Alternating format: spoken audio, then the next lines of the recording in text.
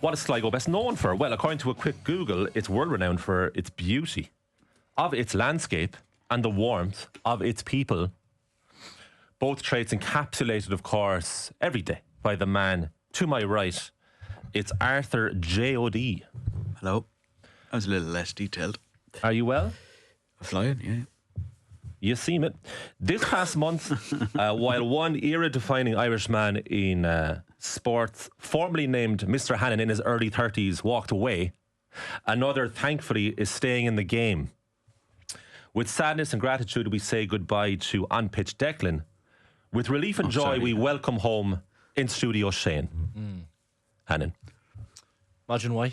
No relation, yeah, Declan. People think when you have a certain surname that maybe they don't hear every day, that every person with that surname is related to you. I get Katie Hannon and RTE a lot. Oh, you must be related. You're both in the media. I'm not. Declan Hannon, no. You're both in sport. No, absolutely not. So no relation, but fair play to Declan. Great career. Are there any other Boo-higs out there? Not one and only, mate. Yeah? Yeah, if you ever hear the name, it's to do with me. And if it's something bad, you never do with me, man. No, but seriously, I'll don't say it. Frank Lampard, yeah. Come on. Yeah. Where does it come from? West Cork. Oh, what's the origination of it? Do you want to know? I do genuinely, because I've never heard anything even close. I'll tell you something mad about that. It's actually a Halloween name as well. Yeah. Very good, yeah, very good. Just for this day, it was worth it. Yeah. Surname BOO-hig, Victorious O'Sullivans. The BOO-hig clan separated from the O'Sullivans. The English came in and anglicised all the Irish names. And the difference maker in BOOHIG is that it was accidentally spelled phonetically. The English ruined So it. therefore, it is a non-existent name. Wow. And we know this for sure because my grandmother worked in UCC and looked into the history of the name and found this out. So we are the only ones. And I'll actually go a bit further with you. The name is in jeopardy. Oh, no. Because we are a girl-heavy family in the wider BOO-hig scheme of things. So if everyone gets married and goes the traditional route of taking the husband's name, yeah, it is only up to me. You're doing a lot of heavy lifting. And my two male cousins in Clonakilty. Hello, Tim. Good morning, Gar. To keep the BOO-hig name alive. Wow. And have they done anything to keep the name alive recently? They're working on it. Yeah. Working on it. Okay, very good. Text me regularly saying keep working. Oh, you have a daughter, of course. Yeah. I do. Yeah. Interesting. Yeah. Sure do. Yeah. Do you have any idea what it means?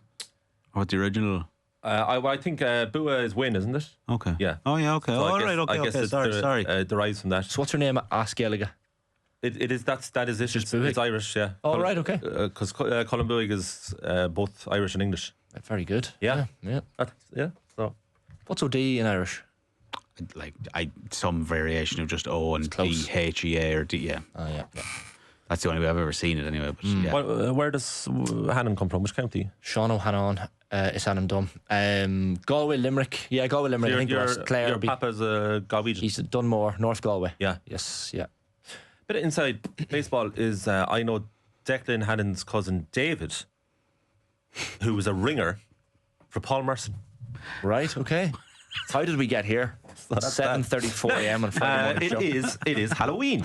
Let's be serious here for a second. It is Halloween, right? So, what does the footballer Noel Whelan mean to you? Do you know the stat? No, I don't know this stat. This might be one of the great football stats. Noel Whelan played many Premier League games. One time in 1998, he played a game on the 31st of October. Noel Whelan and Halloween. Every letter of Noel Whelan is in the word Halloween. Wow. I like that one. Now, I've got some spooky names as well. Just to bring up just some YouTube comments. Yeah. Please let us know any footballer spooky names that you have for Halloween. Jack-o'-lantern Grealish, Ryan Gravenberg, Jude Hellingham, Spookus Radibi, Deep cut. Yeah, Goulian Dix, Screamo Werner, Jonathan Spector. Didn't have to change much there. Maybe the spelling. Luis Boo-Amorte. Yeah. Got some poor ones. Fabu Vieira. That's horrendous. Gigi Buffon. A lot of boo puns in there.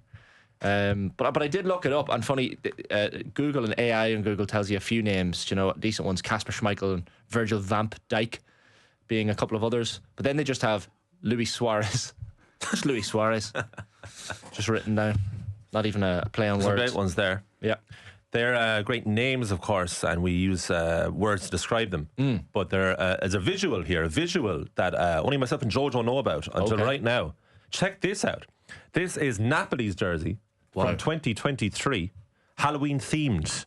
Do you see this? I haven't seen this, no. So for the listeners only out there, this is a load of bats flying up the jersey, for want of a better term. So the jersey is blue, the Napoli blue, and the bats, I think they've collected in such mass, Shane, that the bottom third of the jersey is all black, and they are climbing, or in their case, flying up the jersey. Napoli, and they did the same. Well, we don't have a picture, but we did the same the previous year with their white jersey. They just did the opposite colours. I like it. Yeah. So yeah. Napoli, not afraid to try things. So, Ireland against New Zealand, Shane. Yes. You pumped? Pumped, yeah. It kind of snuck up this game, I feel like. Yeah, I was making this exact point yesterday. And no one seemed to want to engage with it at all. Yeah. Luck you. It has snuck up. The Six Nations gets a massive lead in from basically the 1st of January onwards. Notwithstanding that. January, New Year's Day. Right. We're right into it. Obviously, we've Champions Cup, but from an international perspective, it's all, February, we're ready to go. Six Nations. You wake up with a big head in your New Year's Day. Six Nations around the corner. England, picking them in 6 weeks. Well, I think it's maybe once the darts ends, so maybe after the 3rd of January, potentially, once Ali Pali's over. The 1st of January. But I think this game in particular has huge lead in. It's like a World Cup. Yeah. This game has, I don't know if you agree or disagree, this game has snuck up massively, I feel. Okay. I don't know how I feel about it. Obviously, it depends on how Andy Farrell is going to line up this team in terms of the number 10 position. Is he going to give 2 games apiece to each of Crowley and Prendergast? Is he going to give 1-3 and 1-1? Yeah. Remains to be seen. But the team news that came out yesterday was particularly interesting on a couple of fronts, wasn't it? So I'll go through the team really quickly here. So the front row: Andrew Porter, Dan Sheehan, Tyke Furlong. No surprises there with Sheehan captaining in Killen Darcy's absence. But if Darcy, of course, is back on the bench, first time since May when he got injured. James Ryan and Ty Byrne are the second rows. So Ty Byrne's going back into the second row. And in the back row is Ryan Baird, Josh van der Fleer, and Jack Conan, who's playing his first minutes since the Lions in the final test. Baird is maybe for some people surprising selection. Our own Dara called it in the Green 15 this week. It's actually an absence of second row depth when you're missing Joe McCarthy. So they're the forwards. Then the backs: James Gibson Park and Jack Crowley, of course, partner each other at half back.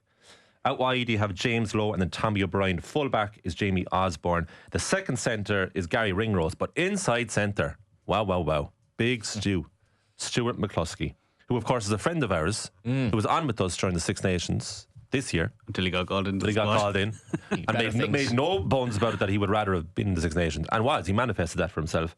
And now he's manifested himself a starting berth against the All Blacks. The last time he played against the Tier 1 nation was Wales. Six Nations last 33. No, we've been calling for what? Barely a Tier 1 nation, I think. Oh yeah. Take that clip. Reopen that all can of worms. It doesn't quite answer the question of like the World Cup in 2027 and getting the youth in because he's 33, but at least it's different. Yeah, in that position, the average age in that position seems to be maybe an area of concern beyond that World Cup because, as you said, McCluskey's 33, but. Yeah, it's fascinating. He probably deserves it given the form that he's been in this season, albeit at an early stage and even in the last couple of years with that Ulster team. I'm delighted to see it. He seems like a nice lad. Anytime he's been on the show as well, he seems like a good head in his shoulders. Obviously reads the game very well. He'd probably be a good pundit after he retires as well. But delighted to see it for him. And if he has a big performance, a 7.58 out of 10 sort of performance against New Zealand, then he really kind of solidifies himself over the next couple of tests, maybe with all those injury worries. So yeah, that was the interesting one. Obviously, Caelan Doris, as you mentioned, to not play in 6 months after that shoulder surgery is be surprised to see him play much more than a very small part this weekend. But obviously, if he's in the squad, he's ready to go. And Tommy O'Brien, obviously in the right wing as well with Mac Hansen out. That was the other one that jumped out to me. So it'll be interesting to see. New Zealand are kind of coming into it. I don't know. It seems like a lot of people's favourites, maybe narrow favourites. Obviously played more recently than Ireland potentially, so it's hard to know where Ireland are at heading into this one. So yeah, pumped. That was the original question. Are you pumped? No, I bet you're pumped. Yeah. So looking forward to it. Will you dual screen on Saturday night with Liverpool Aston Villa, or will you go all in on the All Blacks? Yeah, that'll be a tough decision actually. Yeah, you kind of watch. You have to start with the All Blacks game, don't you? See how it's going. You'll catch the first 10 minutes of Liverpool. Yeah, true. So it's a 8:10 start. 8:10. Are we sure about that? It's not an 8:00 start. 8:10. Yeah. Okay. Yeah, because we were chatting outside. Phil was making the point that there's a lot of strange start Double times. check it there. Yeah. Now, Google says 8 p.m. Does it? Ireland Japan 12:40. Ireland Australia will be 8:10, and Ireland South Africa 5:40. So I don't know. Ireland Japan is 12:40. Yeah. Strange one on a Saturday afternoon. So that's obviously going to be 8:40 in Japan.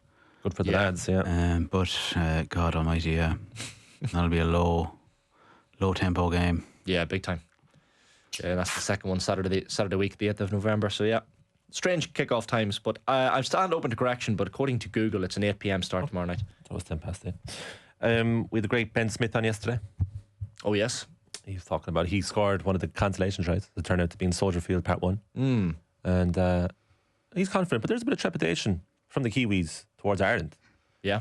But doesn't that, everyone's saying we're undercooked, you know? But isn't that always the case going into November? Sure, Ireland wouldn't have played for a long time before the November internationals.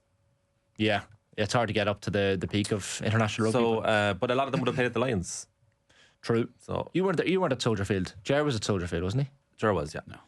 Yeah. Yeah. We had Pat McGarry in yesterday. Oh, yeah. He was reporting on it, yeah. Classic game Yeah. club. But that game was on Air Sport, and now defunct Air Sports in November 2016. This is free to air.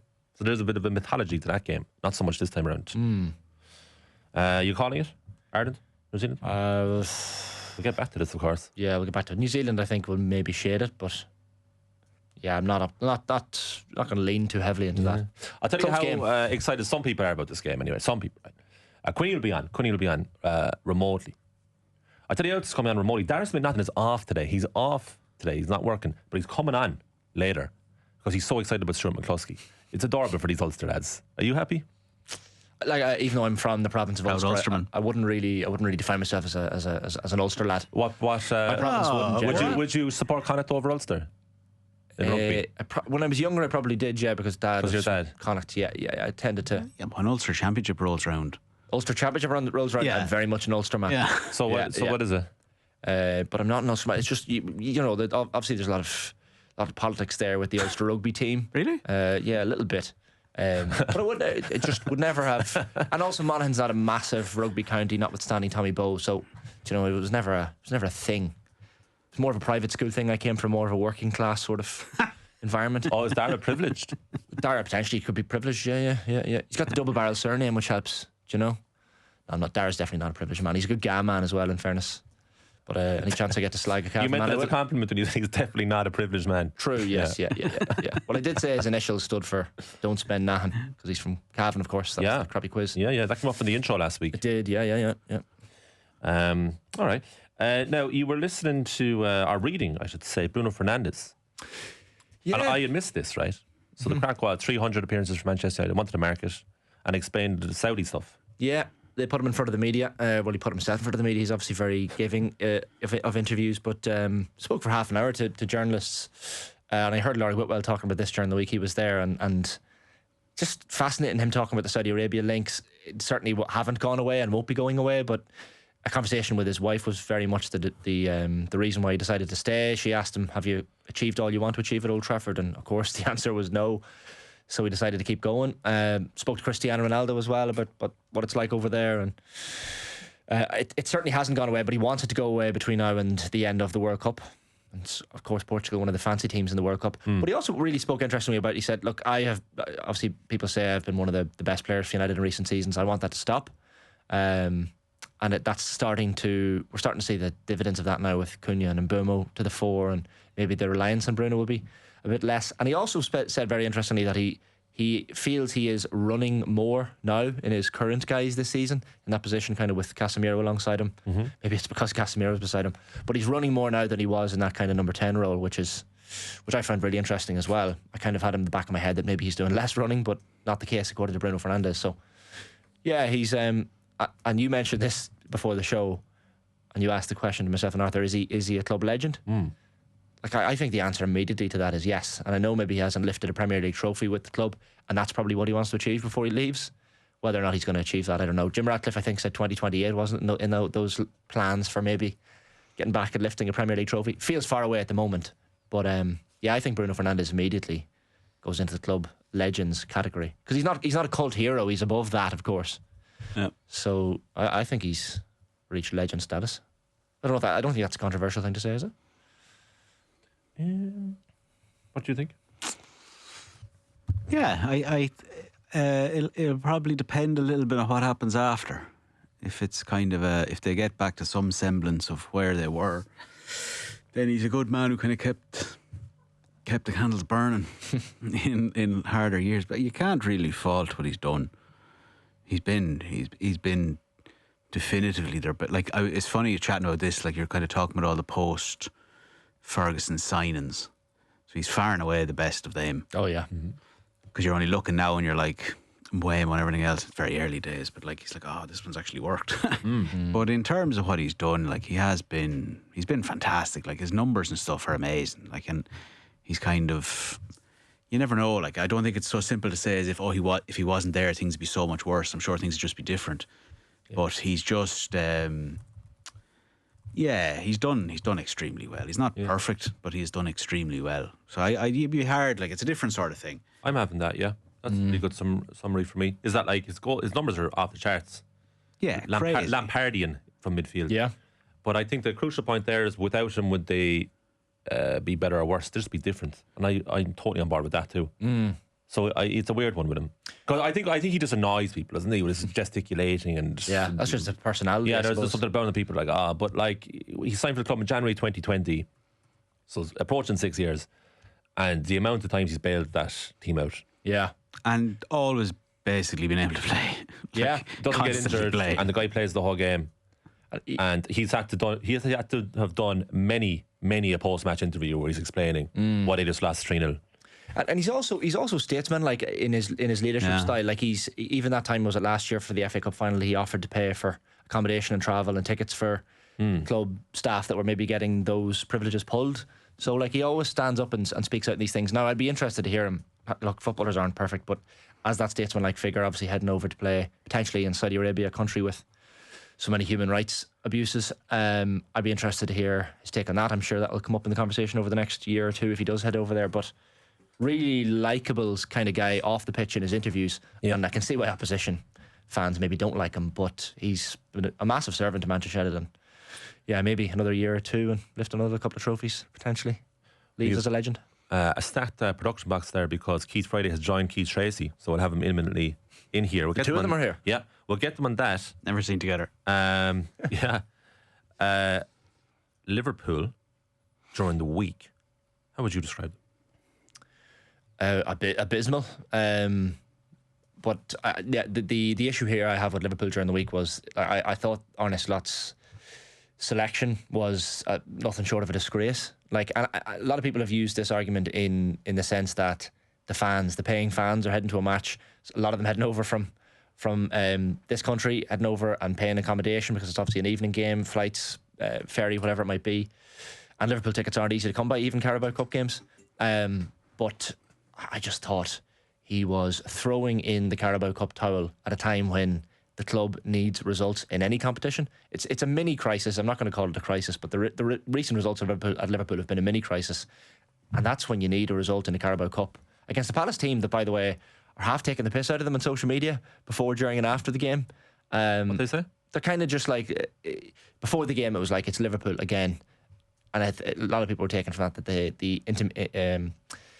the suggestion was that they've had such a good record against Liverpool, like, it's just Liverpool again. But then after the game, it was like, it's a win against Liverpool again. So there is a little bit of that. And Palace were by far the better team, obviously put out a stronger lineup as well. But it was even, you expect to see when a Liverpool team, a starting 11, is that young and inexperienced, the bench will be fairly stacked. That, if the game starts going against them, they'll bring on these heavyweights. But the bench was so young as well. And someone like Rugby Gamoa, who has had no game time after such a brilliant pre-season for Liverpool, like, he obviously got 86, 87 minutes the other night, but he should be playing a lot more football, not just Carabao Cup. But now that the Carabao Cup is gone, where is he going to get his game time? Because Arne Slot clearly doesn't trust him to play him more. So I just thought I didn't like his team selection at all. And I can look, they have big games coming up against City and Real Madrid, but still, it felt like a throwing in the towel. He did justify that afterwards. Anna Snap is saying he did the same thing in the same stage last season. Yeah. And then they went on to go win the league, so I understand that logic, but I just think at the moment when they've had so many poor results recently, I think that just brought this game into the must-win category for a Carabao Cup game, which seems a strange thing to say, just to bring the thing back up a level. But no, clearly wasn't concerned or interested, and he's probably quite happy to be out of the competition. Big words. Is Bruno Fernandes a legend? Is there any sort of disgrace? Let us know. 0879 180 180 WhatsApp, or get us on YouTube. OT Breakfast at UPMC Orthopedic Care, when things will move, rotate, or bend like they used to. Choose us to help you get back